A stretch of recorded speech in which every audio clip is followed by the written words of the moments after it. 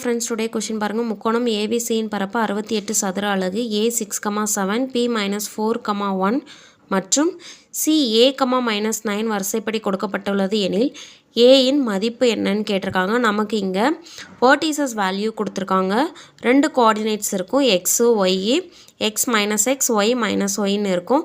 இப்போ A பாருங்க 6,7 so இங்கே வருது. B ஓட வேல்யூ -4,1 இங்கே வருது.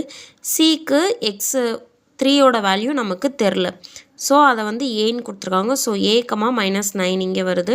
ஸோ இப்படி தான் ட்ரையாங்கிள் வரும். இந்த ட்ரையாங்கிளுக்கு நாம் பரப்பளவு ஃபைண்ட் அவுட் பண்ணணும்.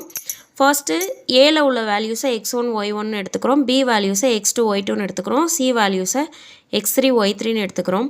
இதனுடைய பரப்பளவு ஃபார்முலா பாருங்கள். ½ × x1 × y2 - y3 + x2 × y3 - y1 + x3 × y1 - y2.